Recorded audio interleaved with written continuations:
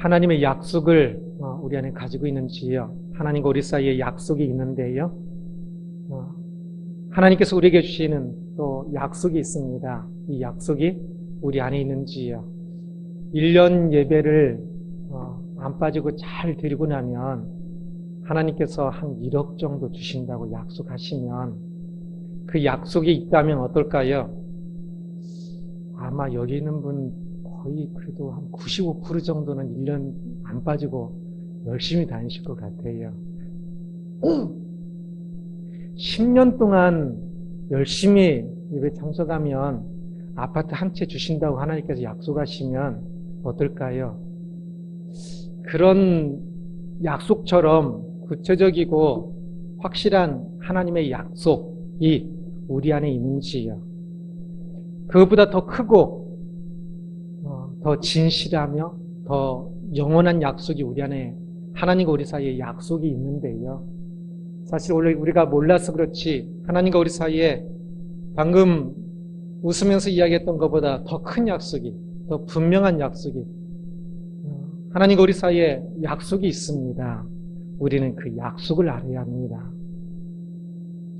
오늘 본문은 사무엘하 23장 말씀인데 이곳에서는 다윗의 마지막 찬양시가 전반부에 나와 있고요.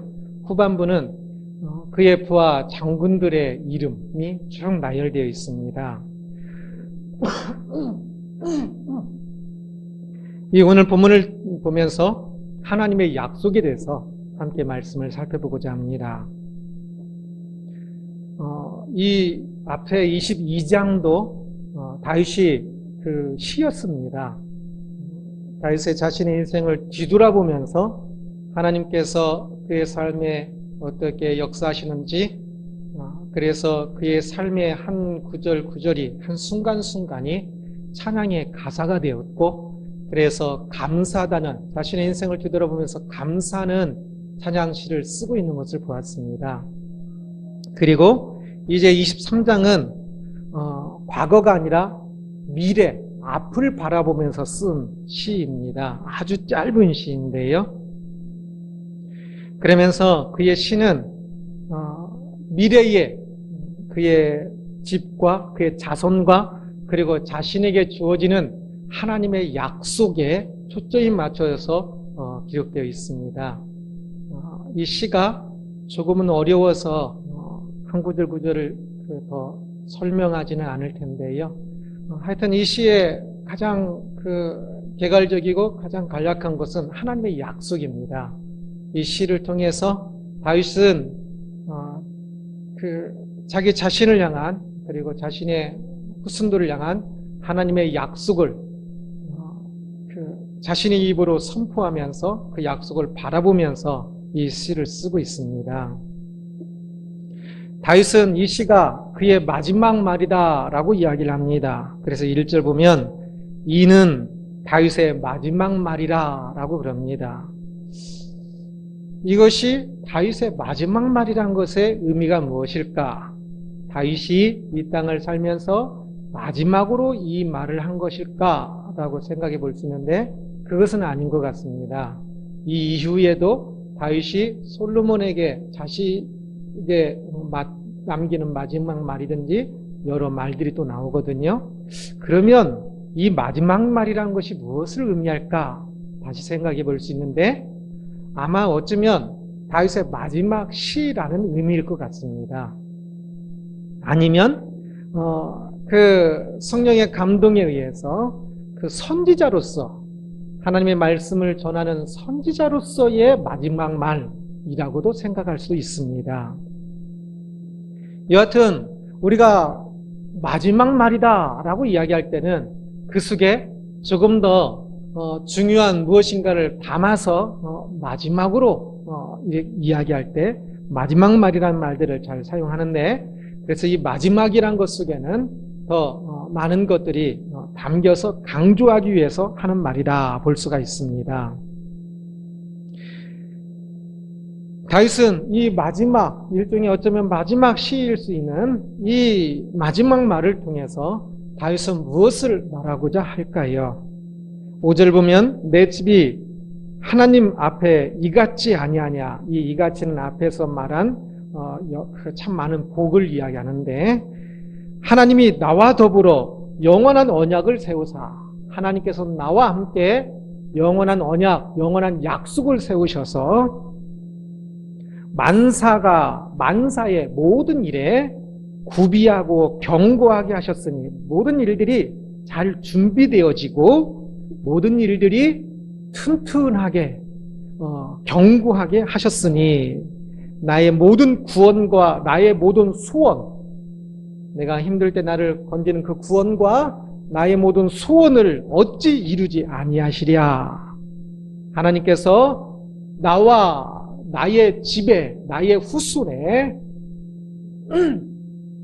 모든 일에 구원과 소원을 이루어 주실 것인데, 그것은 이 영원한 약속에 기반하여 이루어 주신다라고 말씀하는 것입니다.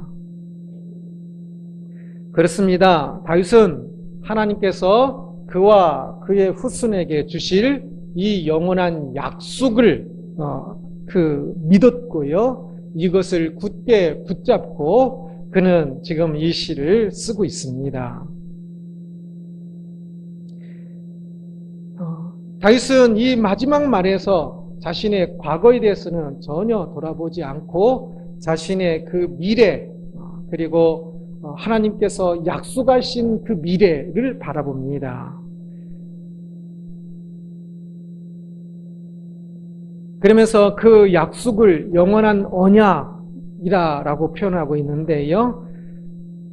사실 모든 신앙인들은 바로 이 영원한 언약, 이 약속을 가지고 살았습니다. 노아와 하나님께서 약속을 맺으시는 많은 것들 중에 이러한 언약이 나옵니다. 창세기 9장 16절 보면 무지개가 구름 사이에 있으리니 내가 보고 나 하나님과 모든 육체를 가진 땅의 모든 생물 사이에 영원한 언약을 기억하리라 라고 말씀합니다. 큰 홍수로 많은 사람들이 심판을 받아서, 모든 사람들이 심판을 받아서 죽었습니다. 그로 인하여서 노아는 어쩌면 이 비에 그 큰 트라우마가, 큰 그 비만 오면 그것을 걱정하고 참 두려워하는 그 마음을 가질 법합니다. 바로 그러한 노아에게 하나님께서는 약속을 주십니다. 내가 다시는 물로 심판하지 않을 것이라고.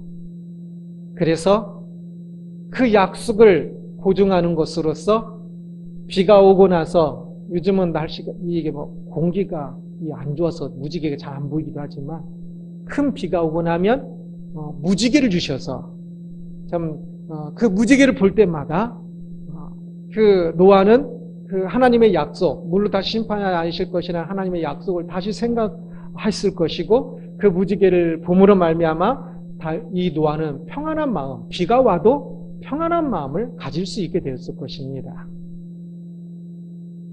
노아가 그래서 그 이후에 그 무지개를 볼 때마다 그의 마음은 진짜 참 감사하고 평안하고 새로웠을 것입니다. 오늘 우리들은 무지개 보면 예쁘다라고 끝나지만, 노아가 보는 그 무지개는 영원한 약속, 언약이었습니다. 그리고 그 언약이 있었기 때문에 노아는 행복할 수 있었고요.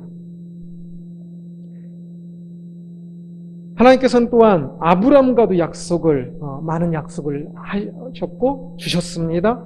특별히 창세기 17장 2절 보면 내가 내 언약을 나와 너 사이에 두어 너를 크게 번성하게 하리라 하시니 말씀합니다.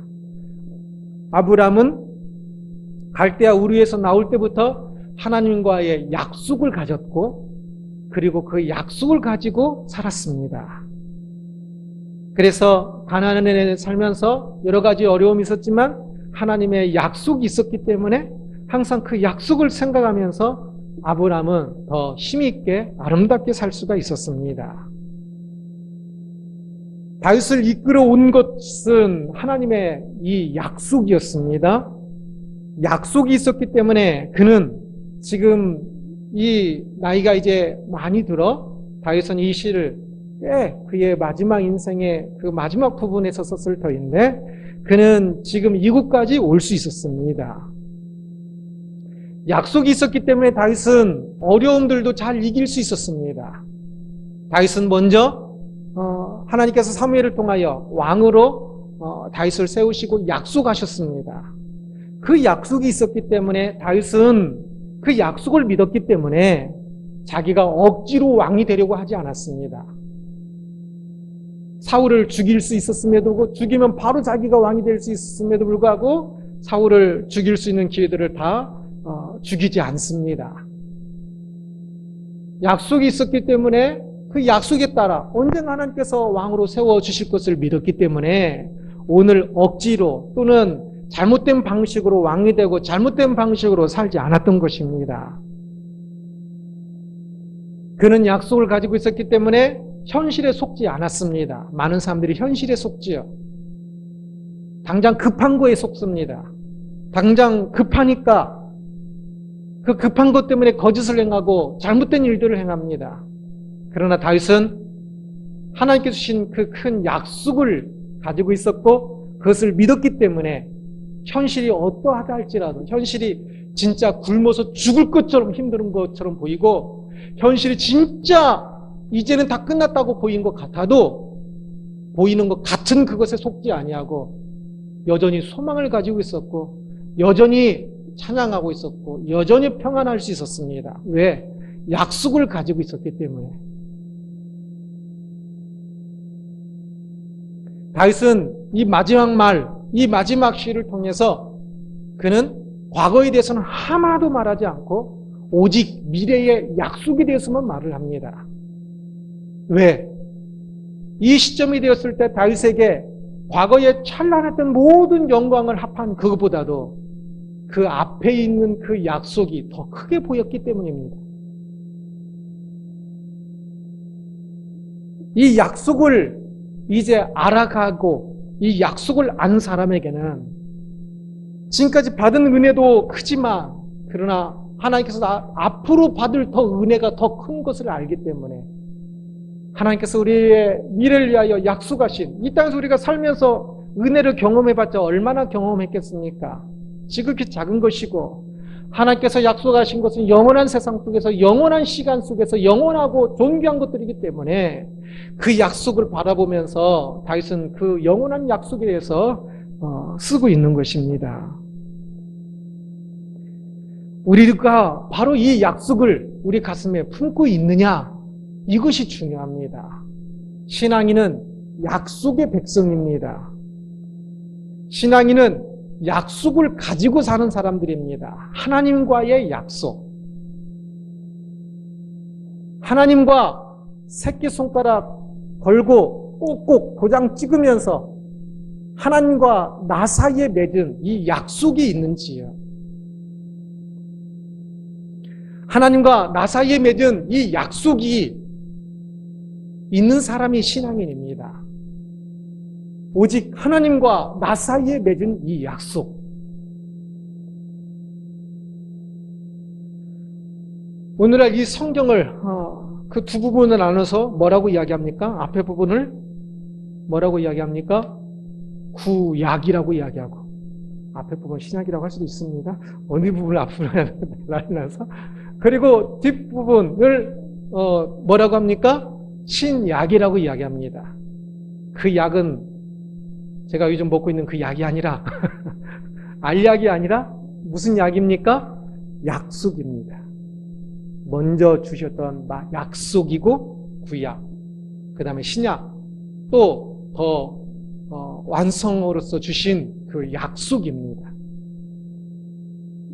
우리는 이 두꺼운 약속을 가지고 있는 사람들입니다. 엄청난 약속을 가지고 있는 사람들입니다. 하나님께서 우리와 맺은 약속입니다. 그리고 이 약속은 모든 것에 대한 것을 포괄하고 그래서 우리의 만사에 대해서 오늘 본문에서 만사라고 표현되고 있는데 만사에 대해서 우리의 모든 구원과 소원에 대한 것을 다 포괄하고 있는 것입니다. 그리고 이 약속은 영원한 나라로 귀결되어지고 하나님 나라로 귀결되어지는 약속입니다. 우리가 세상을 살다 보면 때때로 약속에 속을 때가 많습니다. 열심히 살면 잘 살 거라고 우리는 유치원이나 초등학교 다닐 때 열심히 살고 정직하게 살면 그러면 더 잘 살게 될 것이라고 배웠지만 살아놓고 보니까 다른 사람들을 보면 나보다 더 정직하지 않고 나보다 더 열심히 안 산 것 같은데 더 잘 사는 사람들이 더 부유하게 사는 사람들이 있습니다. 그러면 그곳에서 때로는 그 약속이 사회적 약속이라고 할까요? 정의의 약속이라고 할까요? 그 약속이 깨지는 것 같은 것을 느낍니다. 부모는 언제나 참 든든한 버팀목이 될 줄 알았습니다. 참 어린아이에게 부모는, 아빠는 거의 전능한 신과도 같고요. 엄마는 참 모든 것이기도 합니다. 그런데 어찌어찌 살다 보니까 어느새 그 부모가 때로는 이제 더 이상 이 세상에 계시지 않기도 하고요. 언제나 함께 계실 줄 알았는데 또한 그 부모는 어느새 또 참 머리가 다 백발이 되어서 참 힘없고 총명도 잃어버리시고 참 이제 기억도 제대로 하지 못하는 어렸을 때 나와 함께 있었던 그 기억들조차도 많이 잊어버리고 계시는 부모님을 보면서 때로는 부모님에 대한 부모님의 그 약속이 참 때로는 그 배신감을 느낄 수도 있습니다. 때로는 자식에 대한 배신감도 벌써 많이들 경험하셨을 것입니다. 언제나 내 자식일 것 같았는데 시집장가 가기 전보다도 훨씬 그 전부터 품 안의 자식이라고요. 한 중학생만 돼도 벌써 그냥 다 큰 자식인 것처럼 이 부모와 자식으로서의 그 맺은 그 언약이 약속이 깨진 것 같은 것들을 많이 느낍니다. 그렇게 참 약속들이 깨지면서 참 우리 안에 상처들이 생깁니다. 사실 사람들은 미래에 대한 약속 때문에 이 세상을 살고 있다라고 참 이야기합니다. 우리가 인지하고 있든 인지하지 못하고 있든 사실 모든 사람들은 미래에 대한 약속이 있기 때문에 삽니다. 미래는 조금 더 잘 살 수 있을 거라는 약속, 무언의 약속, 미래는 조금 더 사랑하고 조금 더 무엇인가 더 나아질 것이라는 그 무언의 약속들, 참 잠재적인 약속들이 있기 때문에 이 땅을 살아갈 힘들이 있습니다. 그 잠재적이고 무언이었지만 그것이 만약에 딱 닫혀버려 보십시오. 사람들은 미래를 더 이상 살 힘을 잃어버려서 자살하기도 하고 참 좌절하고 절망하지요. 사실은 인지하지 못했어도 미래에 대한 약속들 때문에 그래도 오늘을 살아가는 겁니다. 그런데 인생을 살다 보니 그 약속마저, 무언의 그 약속마저, 잠재적인 그 약속마저 하나 둘 깨져가는 것을 경험하게 됩니다. 그러면서 이 약속의 허무함을 느끼고 그러면서 인생이 참 너무 덧없이 느껴지게 되는 것이 인생인 것을 많이 봅니다. 그러나 신앙인은 바로 거기서 끝나서는 안 됩니다. 그 약속이 깨지는 그것을 보면서 하나님과 우리 사이에 그 약속까지 함께 물타기를 해서 함께 깨져버려서는 절대 안 됩니다. 세상이 약속한 것들이 깨질 때 오히려 그때 하나님과 우리 사이의 그 약속은 더욱더 선명하게 부각되어져야 하고 그 약속을 더욱더 선명하게 이 가슴에 간직할 수 있어야만 합니다. 세상이 주는 약속과 하나님이 주시는 그 약속은 차원이 다른 약속이었거든요. 처음부터. 세상이 주는 그 약속은 분명해라고 약속했지만 결코 분명하지 않습니다. 부모도 영원히 부모가 될 수가 없고 물질도 영원히 나의 것이 될 수가 없습니다. 그것은 본질적으로 깨질 수밖에 없는 약속이었습니다. 그러나 하나님과 우리 사이의 약속은 영원한 약속으로서 본질적으로 영원한 약속입니다. 그러기에 세상의 약속이 깨질 때 우리는 하나님과의 약속이 더욱더 부각되어지고 더 선명하게 보여져야 합니다. 그 하나님과의 약속을 더 붙잡을 수 있어야 합니다. 그러면 인생은 시간이 지나왔을 때 좌절하고 실망스러운 것이 아니라, 그러면 인생은 이제 행복하게 됩니다. 하나님의 약속이 내 안에 더욱더 선명하게 부각되어질 때.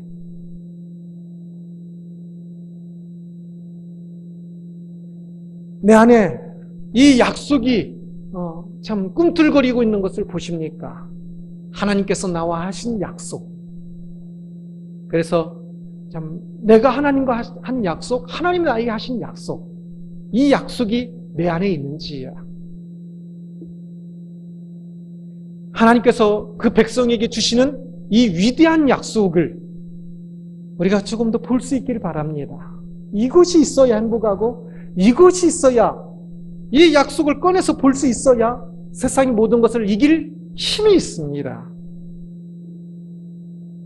그래서 아직도 이 약속이 혹 실감나지 않는 분들은 아직도 이 약속을 모르기 때문인데, 더더욱더 그래서 이제 약속을 더 많이 보십시오.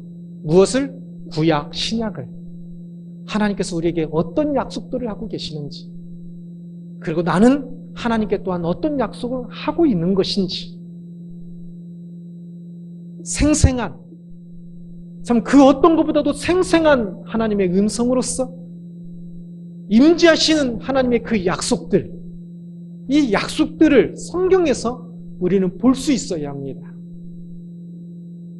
어린아이가 엄마와 아빠로부터 장난감을 사준다는 약속을 듣듯이, 어린아이가 부모와 약속을 새끼손가락 걸고 약속을 하듯이 성경을 읽어가면서, 아, 이것이 하나님과 나 사이의 약속이고, 또한 이것을 또한 내가 하나님께 약속합니다 라고 고백이 가는 이 약속들이 생겨야 하는 것입니다. 이 성경의 약속들이 하나님과 나 사이의 약속이 되어야 한다는 것이지. 그렇게 이 성경이, 구약, 신약이 그냥 책으로서가 아니라 하나님과 나 사이의 약속으로 다가오기 시작할 때, 많은 약속을 가진 사람으로서, 영원한 약속을 가진 사람으로서 그 사람에게 이 찬란한 빛이 비추기 시작할 것입니다. 내 인생이 얼마나 빛나는지를 보게 될 것입니다. 참으로 바라기는 하나님과 우리 사이의 이 약속이 우리 안에 참 이 약속이 위대한 것을 알고, 이 위대한 약속이 우리 안에 있기를 주님의 이름으로 축원합니다. 오늘 본문의 후반부는 다윗이 왕이 되어가고, 또 왕이 된 이후에 그와 함께 그를 도왔던 장군들의 이름이 나옵니다. 37명 정도의 장군들의 이름이 나오는데요. 이 장군들이 전쟁에서 이기고, 장군들의 이름 하나하나의 것들은 모두가 다윗이 그만큼 이 땅의 삶을 살면서 전쟁에서 이긴 것이고, 그 다윗이 하나님의 뜻을 이룬 것, 성취했다는 것을 의미합니다.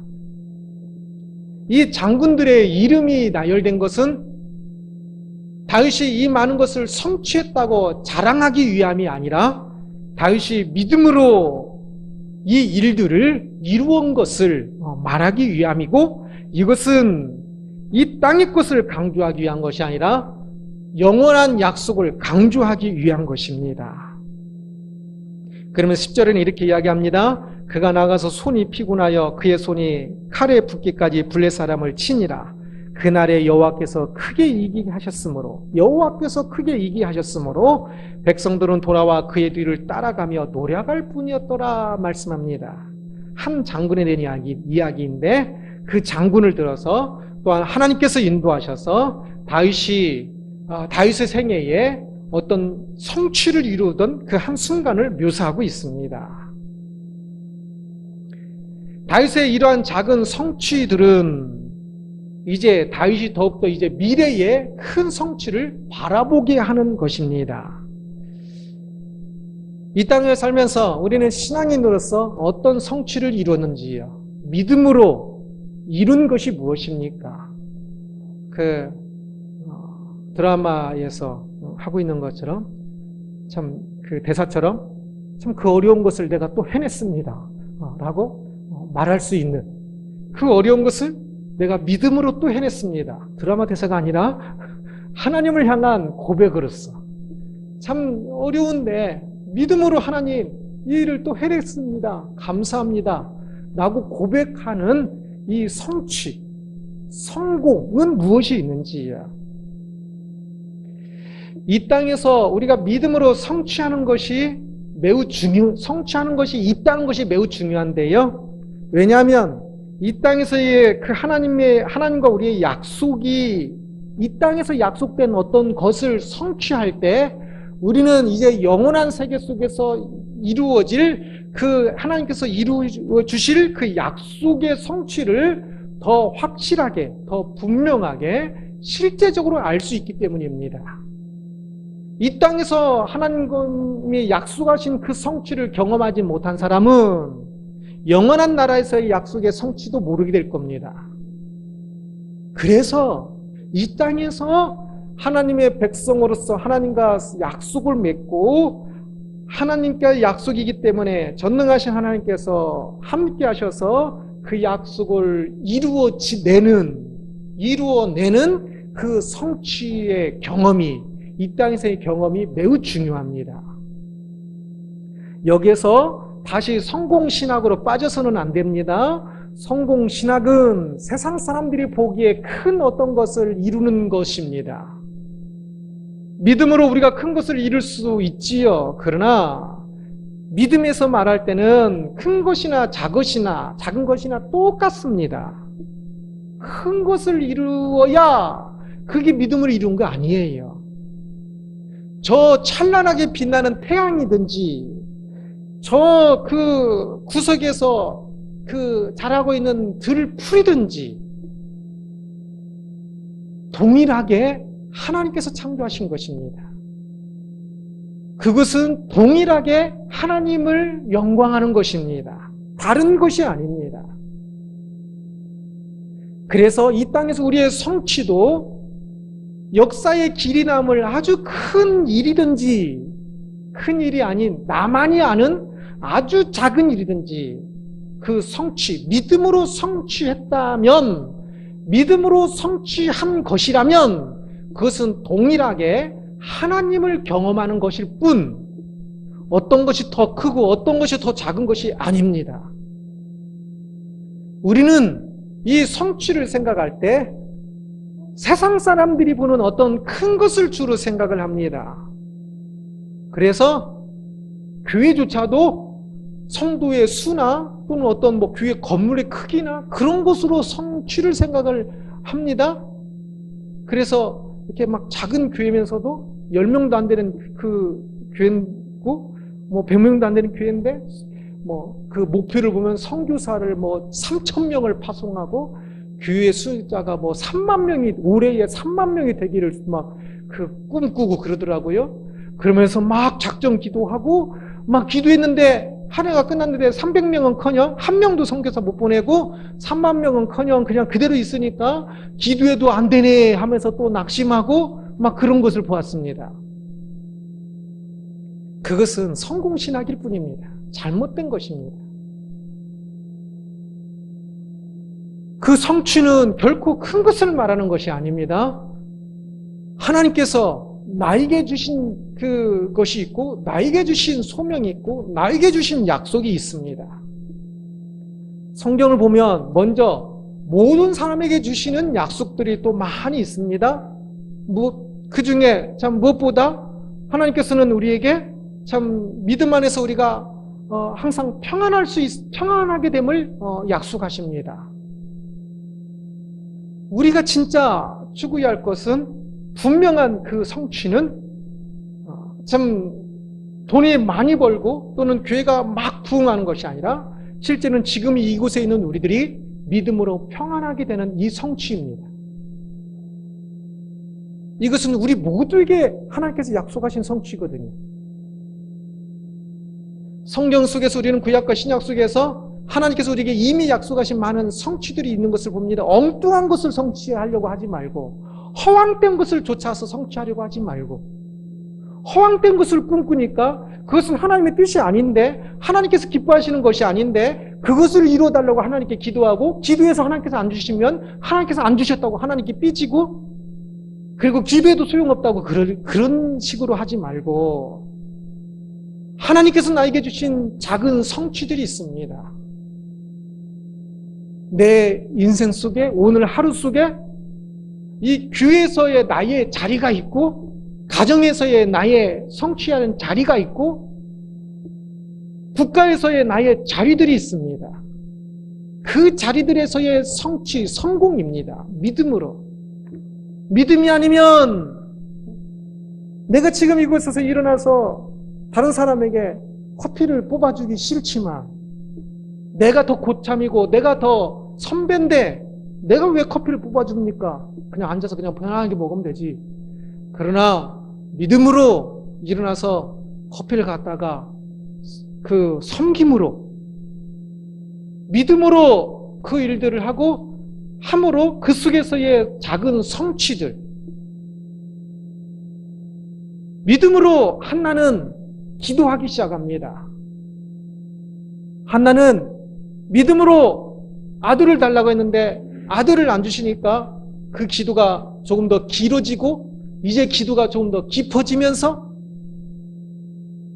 한나는 그 아들을 낳는 것을 통해서 그 아들을 이제 하나님께 그 나시린으로 드리겠다는 서원을 하게 되고, 특별한 약속을 하게 되고, 그러면서 그 아들을 낳게 되어서 그 아들은 사무엘까지 됩니다. 그것을 성취를 경험하게 되었을 때 한나는 이제 더 미래에 하나님께 주실 더 큰 약속들을 더 확실하게 볼 수 있지 않겠습니까? 오늘 이 땅에서 하나님이 주시는 약속들의 성취를 경험하지 못하면 미래에 대한 성취를 바라보고 있다는 것은 많은 경우 거짓이고, 많은 경우 허상이고, 많은 경우 피상적인 것입니다. 우리의 소망은, 우리의 미래의 그 약속은 결코 피상적인 것이 아니라 가장 실제적이고 가장 분명한 것입니다. 그것을 내 마음이 먼저 그렇게 느낄 수 있어야 합니다. 다윗이 지금 죽음을 앞두고 바로 그것을 보고 있습니다. 지금까지 살아온 것 아무것도 아닙니다. 미래의 영광의 약속의 성취를 생각하며, 그래서 그 성취를 보고 있습니다. 우리도 그래야 하지 않겠습니까? 그 성취는 다시 이 땅에서 그 작은 성취들을 경험했기 때문에 더 크게 볼 수 있었습니다.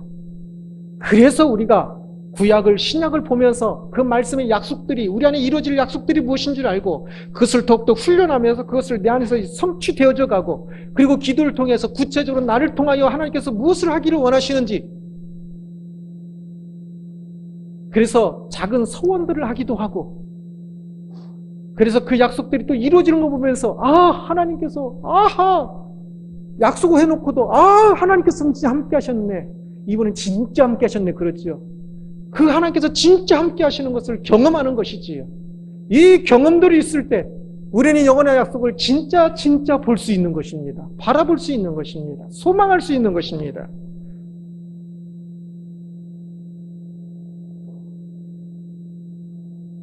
우리가 믿음 안에서 무엇을 성취하였습니까? 하나님께서 주신 약속을 따라 우리가 이 땅에서 이미 이룬 성취들이 중요합니다. 그냥 되는 대로 살지 말고. 한나가 아들이 없다고 그냥 되는 대로 있었습니까? 아들을 달라고 기도하기 시작했지 않습니까? 무슨 소원이 있습니까? 그것이 허황된 것이 어떤지 모릅니다.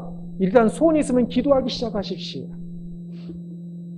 진실하게, 정직하게 기도하기 시작하면 하나님께서 그것을 하나님의 뜻으로 바꿔주시기까지 하실 것입니다. 그러면서 믿음으로 이 땅에서 나은 사람을 통하여 이루어 가시는 그 놀라운 성취들을 볼 수 있어야 합니다. 지금 이미 있어야 합니다. 지나온 세월들이 찬양의 가사가 되어 있어야 합니다. 성취란 단어를 모르면 안 됩니다. 내가 지식이 없다고, 내가 능력이 없다고? 내가 돈이 없다고? 내가 교회에서 직분자가 아니라고? 성취라는 단어를 모르면 안 됩니다. 이곳에 교회 다니기 1년밖에 안 됐어도, 성도여도, 돈이 없어도 하나님께서 그 사람을 향하여 주시는 소명과 약속이 있고, 구약과 신약을 읽어가면서 하나님과 그 사람 사이에 약속이 있는 것을 더 보게 될 것이며, 그리고 그 사람이 그 속에서 이루어가야 할 크지 않기 때문에 다른 사람들은 전혀 모르더라도 그 사람 자신 안에서는 알고 있는 작은 성취들이 분명히 있을 수 있습니다. 믿음으로 그 성취들을 지금 이미 경험하고 있어야 합니다.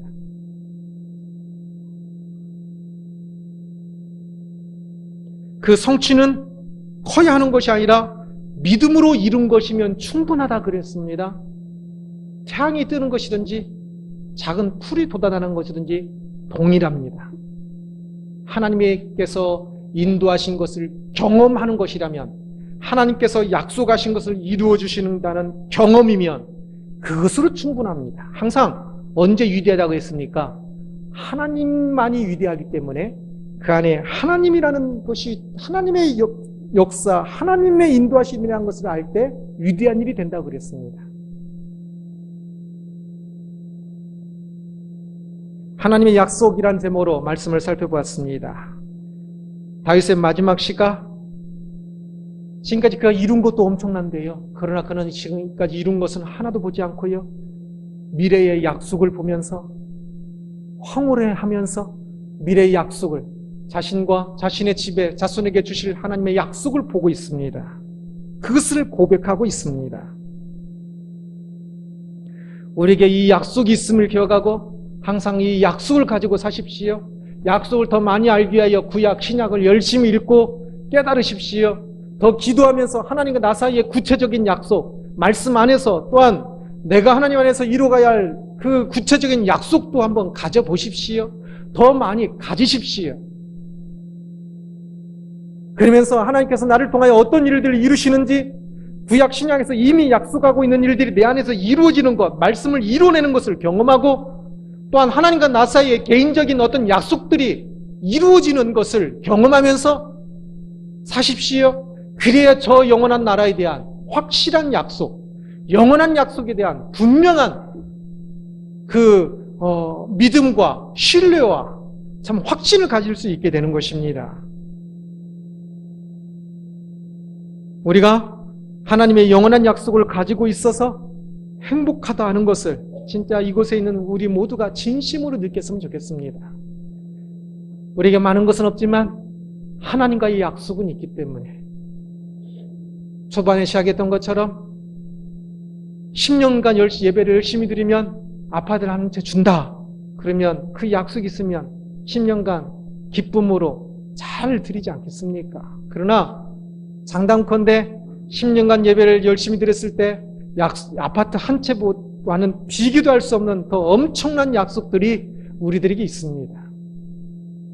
그러면 그 약속 붙잡고 행복하게 살 수 있는 것 아닙니까?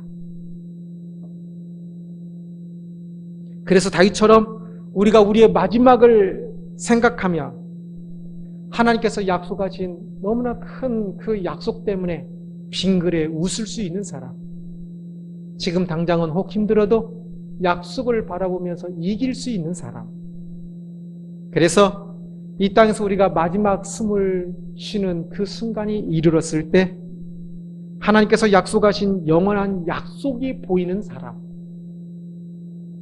그래서 참 그 약속의 성취가 너무 좋아서 이 땅의 숨을 마지막 그 숨이 마치 하늘을 향하여 펄쩍 뛰어오르는 것처럼 마지막 숨이 하늘을 향한 벌쩍 뜀박줄이, 기쁨으로 뛰어가는 뜀박줄이 되는 그 사람이 되기를 주님의 이름으로 축원합니다. 기도하겠습니다.